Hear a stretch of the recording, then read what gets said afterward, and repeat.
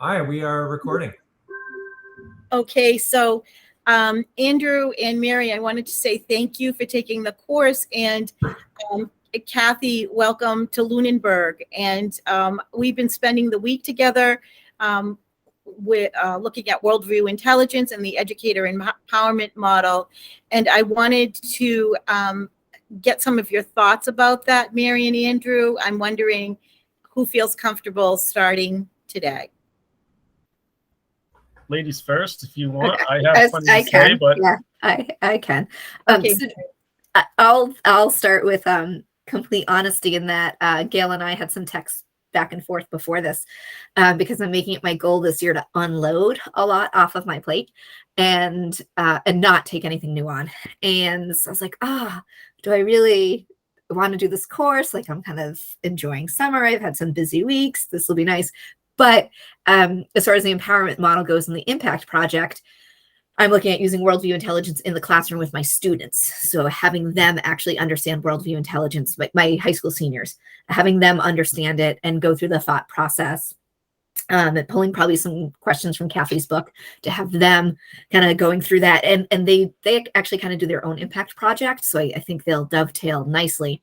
And so what became the push for me to do this is like, the impact project will allow me to create what I've been needing to create for years and just never had the space to do it. And that's what I do appreciate. Like my last impact project that I'm still working on, I just have to convince the district to come along for the ride, is to create a center for engagement and equity development in the district. And I'm really passionate about it. I just can't get them quite on the same journey, but it's giving us the space, I think, for ideas a lot of us have had, and giving us the space, the time, and encouraging us to take the risk, like go ahead and take the jump, try it out and see what happens.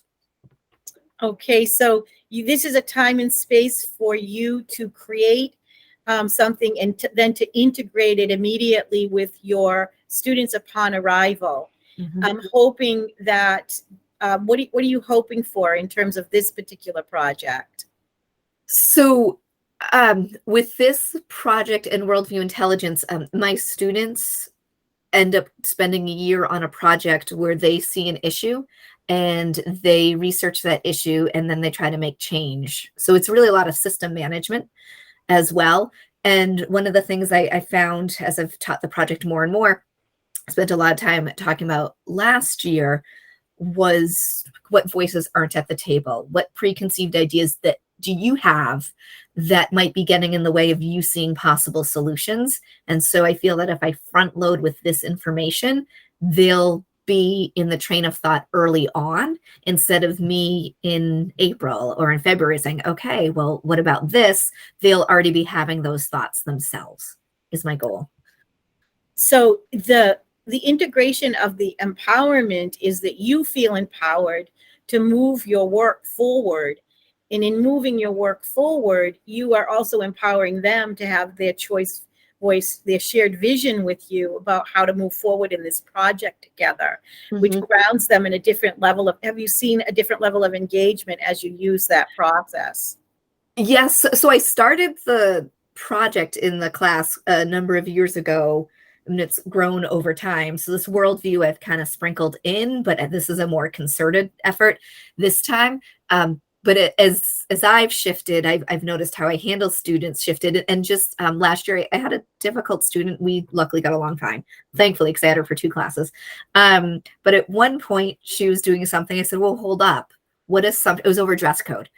I said, what assumptions are you making about why the rule exists? And she's like, it's sexist. People are sexist. That's why it exists. I'm like, well, that might be, but what are some other reasons why that rule exists? I said, I wish I could remember it. It's like, but I had an issue with guidance a few years ago, and I had assumed why they were doing something, and I was way off base.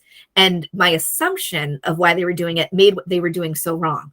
But when I finally talked to them about it, why they were doing it made sense. I still wasn't a big fan of it, but they were solving an issue I didn't even realize was an issue. Mm-hmm. And so, now I get it. So that idea of the step back, thinking about the worldviews that we hold, that we put onto other people. And so I think using the lingo to start with will help that. And that student actually, at the end of class, when she was presenting, she said, I learned how to take a breath, pause, figure out how I was speaking to people, And also, what might I be assuming that could be completely wrong? That wasn't a thought at all that people had.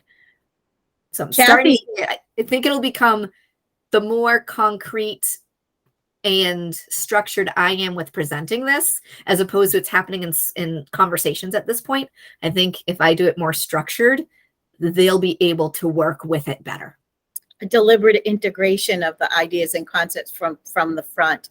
Kathy, as she's speaking, what are your thoughts about the intersectionality between worldview intelligence and this empowerment model that we're using?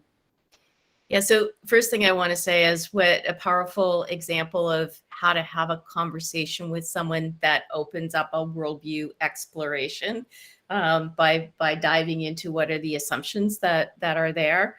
I think that there's one of the points of alignment that I see is around the structure, right? There's a structure and a framework that enables a flow of conversation or a flow of activity, which does put, I'm going to say, power and agency, both in the hands of the educators, but then also in the hands of the students.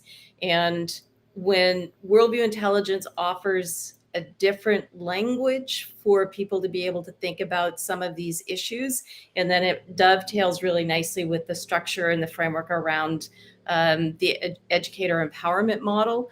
And as I've been thinking about this work, I think about it as an empowerment model. You're using it with educators is how that came about, but this is useful for a wide variety of application. Right. Yeah. Mary? Yeah, can I jump in on something that Kathy said? And I think I've said it the other day in class too, so sorry if it's repetitive. So I know in education, especially as an English teacher, we've talked a lot about bias. And last year I shifted, I done an online workshop and they talked about bias versus authenticity. And I was like, that's true. As an English major, is very much, and with journalism, bias is bad, when really bias just exists. What I like about worldview intelligence is I think worldview intelligence to an extent is your bias, but it says it in a more approachable term, like, oh, it is an intelligence I have, and you can get into it more. And Kathy, you mentioned, especially with the dimensions, the 6 dimensions in there, it is a more neutral way to approach. And I think, especially with high school students, where their thoughts are often their parents' thoughts, and here's what I've grown up, how do I break away from that? I think having this language will be able to open the doors up to more genuine conversation, because it can come from a place of curiosity instead of a place of defensiveness. And I think bias brings, people's hackles up a bit.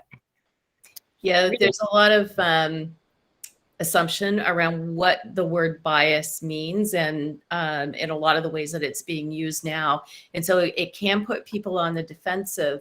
And the thing about the Worldview Intelligence 6 Dimensions framework is that it starts first with me.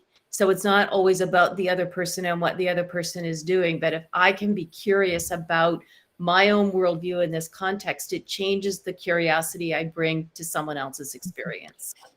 Mm-hmm. The oversimplification of the language short stops our conversations and a deeper dive into the conversation. If we just stay in the curiosity, which I end up calling holy curiosity if you really let it go, because that's the place where things become to be better understood and therefore untangled.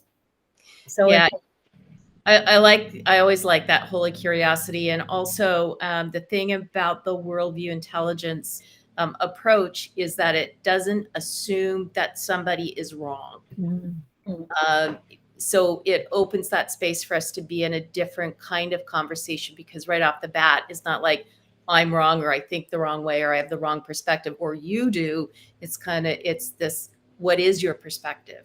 How are you thinking? Mm-hmm. How did you come to see and experience this situation the way that you have? Right. And we've talked a lot about being grounded in loyalty to who or what, right? And those deeper values and beliefs and where they began. Andrew, do you want to jump in and tell? Will? Before Andrew jumps in, I kind of wanted to review a little bit about what the empowerment model is, just so that for people watching it, then they can connect with a little bit. There's several elements that Gail has spelled out in this model. Like the first and foremost being choice, voice, and shared power, and that is present in every class. We often start classes with windows in, which allows the educators there to really kind of see each other on a deeper level and connect with things on a deeper level. One theme that shows up all the time is the why of the why of the why, which is going one level deeper in understanding why we do things.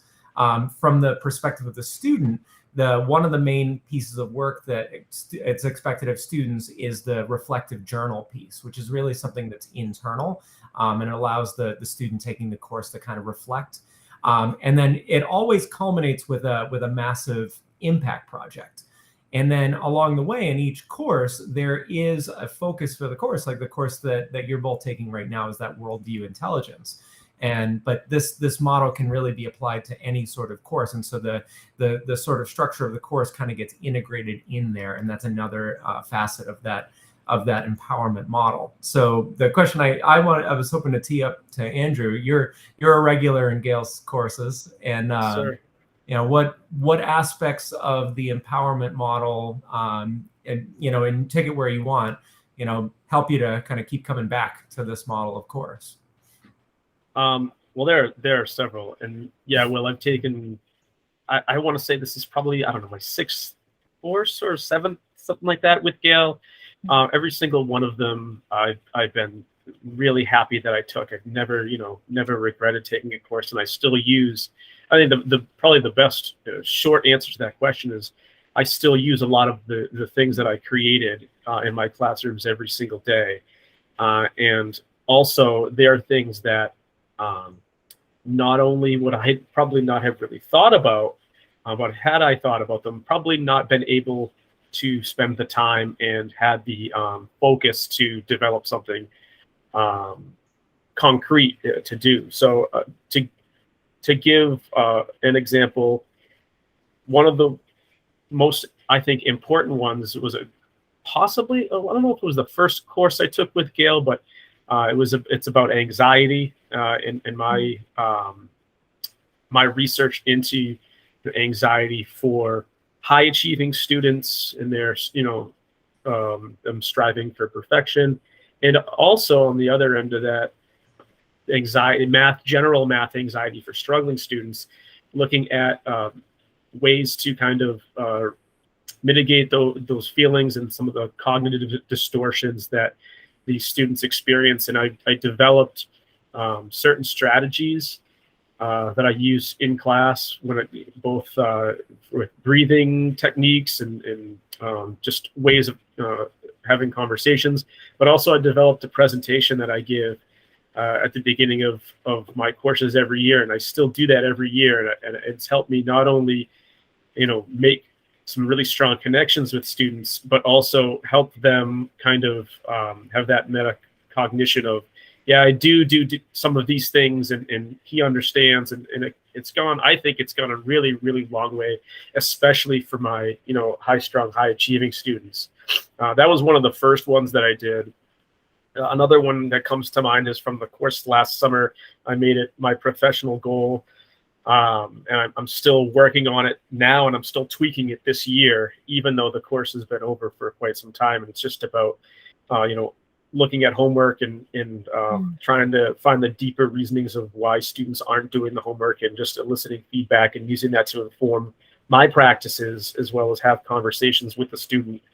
And so, those are just two examples. The projects that I've been working on this summer have involved music. I cannot wait. I'm so excited to incorporate some of the stuff that I learned in the play class from you, Will, and Gail earlier this summer, and I'm expanding on that now with some of the Worldview ideas. And I think everything that I do, it gives us teachers a chance to focus on something that is, in my humble opinion, above and beyond what the normal call of duty is for us. But it gives us, one, the motivation and the time and the community to be able to do that and do something that is specific, but also that we can share with people. Because, Gail, you do a great job of having everybody post and share their projects. And I know that there was already a trickle down effect in this class with something that Warren did and website that he was using. So this kind of thing is it's developing, it's allowing us to develop things that are important to us in our teaching stance and our individuality as a teacher and the specific students that we teach that we normally wouldn't be doing, but also it has that trickle down effect and it's kind of applicable to the masses. And for, honestly, from a very selfish standpoint, I think I said this early in the class, it rejuvenates me. These courses rejuvenate me. It allows me to have these discussions. It allows me to reflect. And it really does a great job. Gail, you're great, especially at putting words to things that I've always felt and not necessarily able to articulate. But some of the slides today, especially Kathy, you had about 10 slides that I was like, wow, that's such a great way to phrase it. And talking about, we just talked about it in our breakout room. Being able to put stuff into words and reflect on myself as a person, not even just stuff that I'm bringing to my content or my pedagogy, but just myself as a person and as a teacher, and just being more understanding and more cognizant of some of the biases I have specifically for this course. It just helps me feel refreshed, feel motivated every time I take a course like this, and hear the discussion, the discussions that other people have with each other, hear the discussions that I have with people. It just helps me stay grounded and helps me continue to grow as a teacher, just kind of in an informal way. And I think, that's what keeps me coming back. I'll be honest, the play course title, as soon as I saw that title, I was like, I'm in. That's perfect. Who wouldn't want to make math class more playful? It's a daunting task. I'm hoping to do it in the fall. Seeing the Worldview intelligence course, I didn't really know what that was, but I took the course anyways. And I because I knew that it would help me feel refreshed, and I knew that I would get something out of it. And obviously I have been. But, this model allows you the freedom to develop something that you wouldn't normally develop, and that no instructor could go into a course asking somebody to develop, because it happens naturally, and it ends up being something that's so important to people that they are invested in it so much more than if it was a task or a goal given to them. Thank you so much. That was so generous. And, your capacity to summarize and synthesize, years of taking courses with me through this model is just astounding. And I use constantly as example your work on anxiety with high achievers, and then math anxiety in general. And several math teachers have taken up that charge for impact projects just by my mentioning your work. And then also I have brought up your work with homework. And I've had several people this year in impact projects from other districts work in the area of homework and coming to a deeper understanding of that. And so your ideas get perpetuated. There's a reciprocity in the relationship between me and you, the educator and educated, the place where we're always thinking together. And then I'm like, oh, I know someone else who could use this. And the generosity of sharing is huge. And Mary, I saw you shaking your head a lot about the sense of community when he was talking. Do you want to add to that? Yeah, it was something I was like, oh yeah, that's a great point. So I think, Gail, you actually do an excellent job of making people feel welcome. And I always like what happens in Vegas stays in Vegas. I think there is this feeling of what happens in a Gail course for what people are sharing stays in a Gail course. And so I do appreciate that, because sometimes people have to unload a bit before they're ready to jump in. Then someone who was in our course this morning, who's not in our district, said, oh, there's a great community here. And I think those who continue to take your courses, I think maybe it slightly misrepresented our district. I think those who take your courses and are invested in that community do go to each other. And yes, you have created a really open community for people to be willing to try things out and help each other out. Thank you. Will, did you have more to say to that, or well, Kathy? I think Andrea, like I feel exactly the same way about the rejuvenating effect of this course, and I think that, you know, having taken a few of your courses, Gail, it's remarkable. Like that opinion seems to be held by everyone that takes that course. That everyone feels the same way, and it's really a gift to the district and to the other districts that are doing it too, because all of the educators that take these courses, they come back feeling so, you know, full of life and ready to expand on what they've learned and ready to apply it. I don't think there is another PD model that really does that. I mean, we've all taken other courses, and you can have a really excellent course where there's tons of good content, but it's really a rare thing when people feel like, I'm so excited to do to share what I found, but also like the experience of going through it, the community aspect, that while you're going through it, you process and you eliminate so much of your baggage and you come ready to go for the next thing. It's like, it's the greatest refresher that could be, I think, for teachers. And I think, you know, it's funny, you don't mention that as part of the core elements of your model, but that really is a core element of the model, is the fact that people leave the course feeling like refreshed and feeling ready to start again. Well, the funniest part of it is that was my original intention, and it was because I was feeling burned out. And I'm like, really need a group to go to, and I always say the rejuvenation and the creativity come directly from the productive venting. They are very much connected. So the productive venting and the frustration of how hard it is to be an educator, no one understands unless you're an educator, the toll it takes on you daily to show up when you're in your own human challenges, when you're, you know, having new babies and staying up all night and your kids are sick and you still have to show up and game on, you know, face on, game on, and what that takes. You can't go to a back room and just go on a computer. You are engaged from the get-go when you walk in.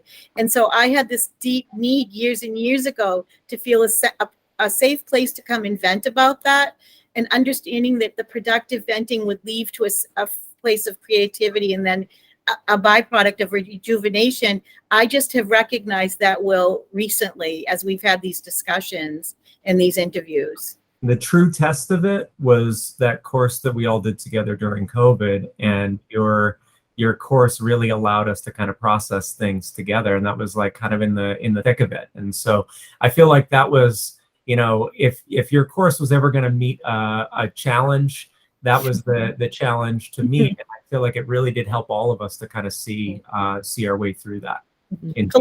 Collective trauma response. Yeah. And I just want to add, as someone who's doing a course with Gail for the first time, that sense of community for sure. And I'm feeling a sense of invigoration as well, specifically related to my role in the course, but also the work I do generally. And Will, the fact that you could so easily just rhyme off the elements of the empowerment model, I think speaks to the power of the empowerment model, because what makes it work so well is it provides enough structure for the free flow of ideas, creativity, and innovation. And that has been proven over and over again by the different impact projects. So that's it. It's rich, it's powerful, and it invites people to really bring their full selves and their full thinking into these kinds of opportunities. And hearing both Mary and Andrew and Will talk about it offers this opportunity to plan something that you would not have any other time to plan, is incredibly valuable for the educators who are taking advantage of it. Thank you so much, Kathy. It's been such a pleasure. Will brings structure to my free-range chicken approach to life. He's like, yeah, how about this, Gail? Oh, yeah, that would be a good idea, Will. So thank you so much. I really appreciate you all taking the time to do this. And Will and I are working. I did a superintendent's presentation, and we're going to be working with Webster Public Schools and in next week. And so we really, truly thank you for being so generous in this interview. Thank you. Thank you, Will. Take care. Kathy, stay on for tomorrow. Can we stop the recording? Did we? Yeah, let me see. Okay.